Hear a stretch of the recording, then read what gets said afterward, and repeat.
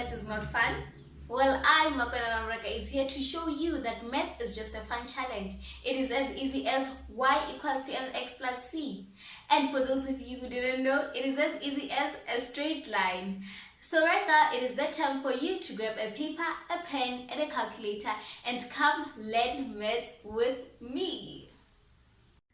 Hey guys, welcome to another episode of Learn Maths with me on a hashtag Maths Tuesday. In today's episode of Learn Maths with me, we are doing questions on laws of exponents. As you know, for the previous 2 weeks, we have been doing laws of exponents. So if you do not understand laws of exponents, I would like to advise you to go check out the videos on laws of exponents so that you may be able to understand as we solve questions using the laws of exponents. So without wasting any time, you guys, let's get into solving the questions.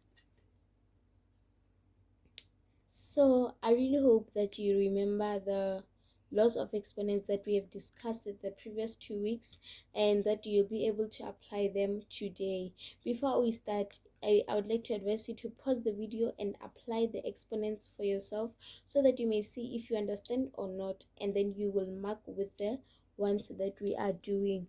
But without wasting any time, let me just get straight into it.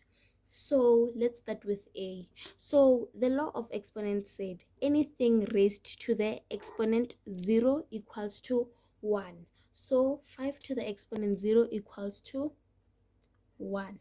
And that is all. No matter how big the number is, no matter it's 100 to the exponent 0, no matter what, even if it's 1000 to the exponent 0, it will always be equals to 1. It doesn't matter how big the number. Law of exponent states that whenever a number or a term or a variable is raised to the exponent 0, it is equals to 1. So let's move on to letter B. So as you can see, in between this 5 and x is a multiplication sign. So let's check this. What is happening here? Is 5x raised to the exponent 0? No, but only x is raised to the exponent 0. I really hope that you can see that. So basically, you're just going to write down your 5 multiplied by, what is x to the exponent 0? X to the exponent 0 is equals to 1. So 5 multiplied by 1 equals to 5. I really hope that you understand that. So what I'm basically saying here is that this is different to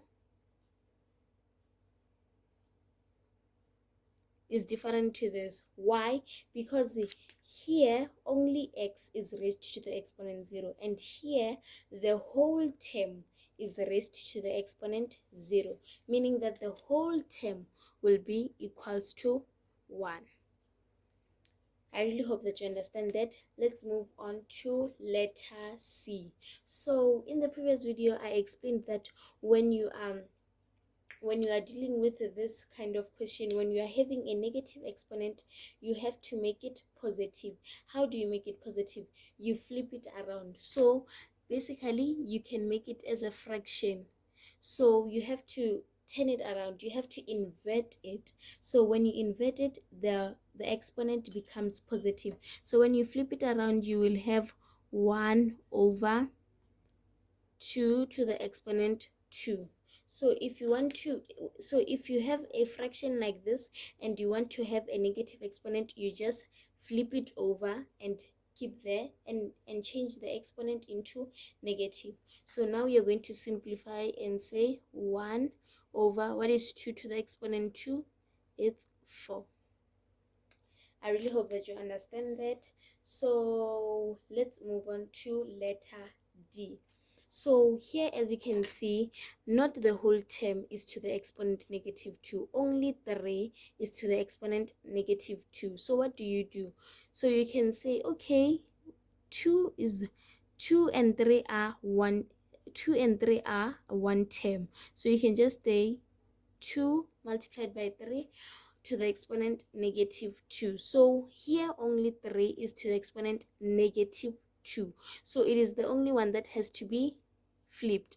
So you're going to write down your 2 and then take the 3 to the exponent 2 to the denominator. You are flipping it around. So another way you can say, okay, 2 over 1 multiplied by 3 to the exponent negative 2 over 1. So since only 3 has the negative exponent, you have to flip it around. So you can say 2 over 1 multiplied by, you flip it around. When you flip it around, the exponent becomes positive, and then you multiply. 2 times 1 is 2 over 1 times 3 to the exponent 2, it's 3 to the exponent 2, which then becomes 2 over 9. Even here is 2 over 9. I really hope that you understand this and that I am not really moving too fast. If you are having any challenges, please do list the challenges in the comment section. I would really like to help. So now let's move on to letter E. As you can see, this question is a bit similar to this one, but they are different. I wrote these two questions so that I can show you the difference. Here, only 3 is raised to the exponent negative 2. Here, the whole term is raised to the exponent negative 2. I really hope that you understand that. In a way, you can first simplify what is inside the bracket. You can say 2 times 3. 2 times 3 is 6. And then you say to the exponent negative 2. And then you can just say 6 to the exponent negative 2 over 1. And then you flip it around. When you flip it around, your exponent becomes positive. And then you simplify 1 over 36. Or another person can say, wow, I know lots of exponents, so I want to use this way. You can say, since you know when you have a product inside a bracket all raised to an exponent, each and every base takes that exponent. So you can say 2 to the exponent negative 2 multiplied by the rate to the exponent negative 2. Can you see that? And then now you're going to say, okay, it's over 1. You're making it a fraction now. And then you're going to flip it over. And when you flip it over, it becomes positive. The exponent becomes positive. 1 over 3 to the exponent 2. And then now you are going to simplify 1 over 4. I get it. 2 to the exponent 2 is 4, and then multiplied by 1 over 3 to the exponent 2 is 9. Then you're going to multiply 1 multiplied by 1 is 1 over 4 multiplied by 9 is 36. I really hope that you understand that, even if my paper is a bit messy. So I really hope that you understand so far. So now let's move on to letter G. It's the simplest one. So what are we doing here? We're first going to start by multiplying the coefficients. What is a coefficient? The coefficient is the number before the variable. So we're going to first start with the numbers. 2 times 3, it's 6. And then we know that we know from the laws of exponent that when you are multiplying the same bases, you keep the base and add the exponents. So you're going to keep your base x and add the exponents. Exponent 1 plus exponent 1. You know that here is an invisible 1. So you're going to keep the base, which is x, and then add the exponents. 1 plus 1, and then you're going to say 6 to the exponent 2. So this is your final answer. Now we are moving on to letter H. So now the law of exponent here says that when you are having a fraction and that fraction is raised to an exponent, the numerator and the denominator must both be raised to that exponent. So we must do just that. So as you can see here, in the numerator x already has an exponent, meaning that the law of exponent, that other law of exponent comes in, where an exponent is raised to another exponent. So the law says that when an exponent is raised to another exponent, you must multiply the exponents. I really hope that you understand that. Over y to the exponent negative 2. So let's multiply. You're going to keep your x. 2 multiplied by negative 2. Let's multiply the signs first. So we know that 2 has a positive sign, so we're just going to say positive multiplied by negative. It's negative. 2 times 2 is equals to 4 over y to the exponent negative 2.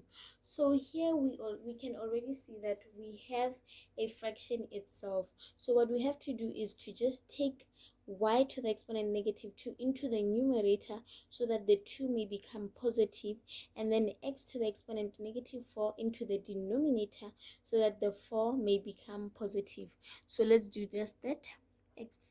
So we're going to have y to the exponent 2 over x to the exponent 4. So whenever you are having a negative exponent, you just flip it over and then it becomes positive. So like we did here, we made 2 to the exponent negative 2 a fraction, and then we flipped it over so that their exponent may become positive. I really hope that you found this video helpful and that you understood how I was explaining. If you feel like I was a little bit fast, you should tell me in the comment section so that I may slow down, or if you want me to improve in a certain area, you can tell me in the comment section. I would really love to hear that. Let's just give constructive criticism. Thank you guys for watching this video. Until the next one, you guys, bye. If you enjoyed this video, please give it a thumbs up and tell me in the comment sections which topic you'd like me to cover. And remember, I do not promise to know everything, but I do promise to share and help where I can.